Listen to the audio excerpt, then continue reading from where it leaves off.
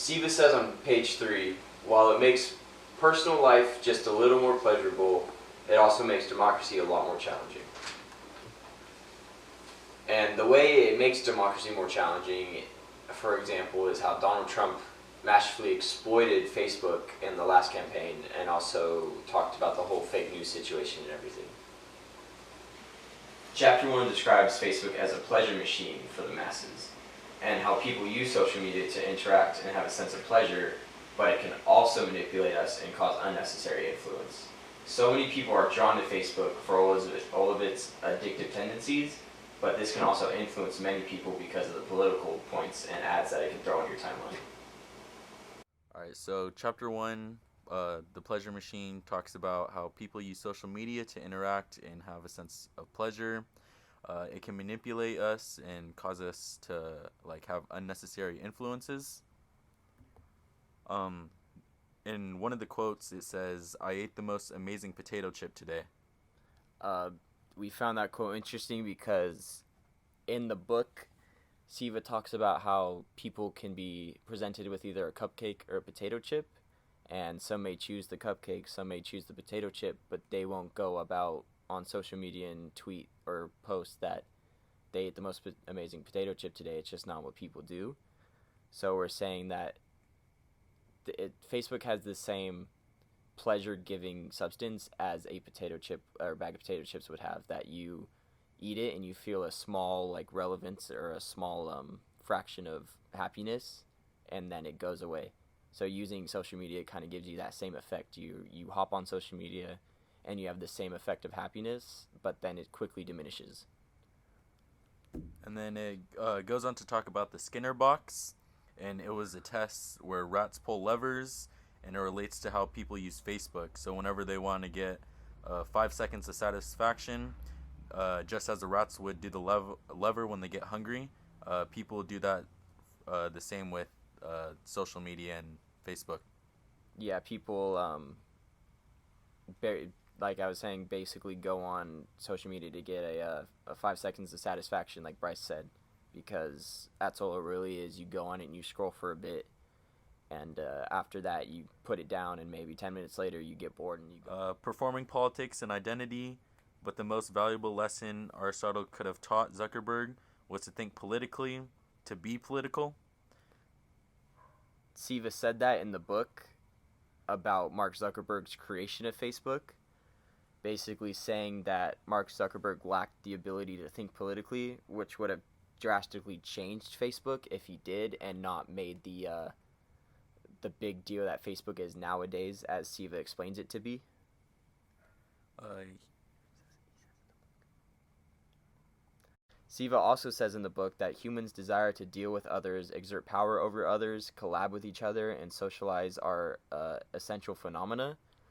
This has to go with undermining politics, because as people hop on Facebook and use it every day to get the pleasure factor and the happiness factor for that 5 seconds of satisfaction, they also unknowingly get subjected to all the political sides and democratic sides of Facebook that are out there.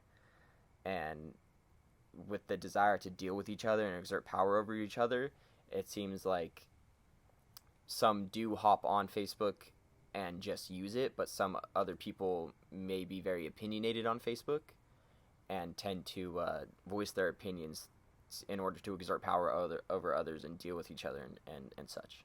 In chapter 2, Survey Machine, it talks about how pretty much everyone with a mobile phone that has a camera is a surveyor.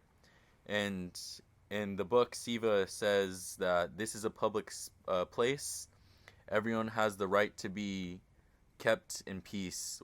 And this quote was from a movie or a I believe film. the movie was called Blowout. Yeah, it was called Blowout, and it was a photographer.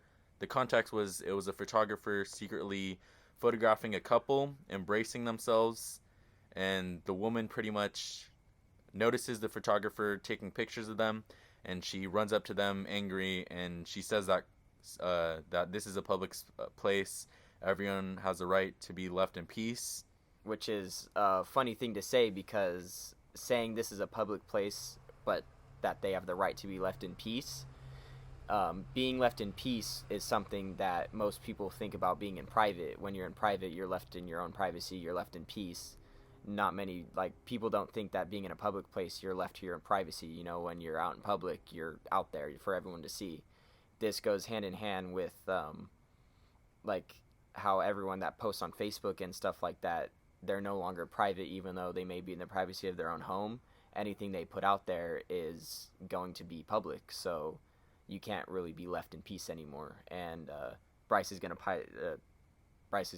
tie this in with the political side. And pretty much like everything a politician does is gonna be out there. Any event, what any person says, if recorded, can end up hurting the politician.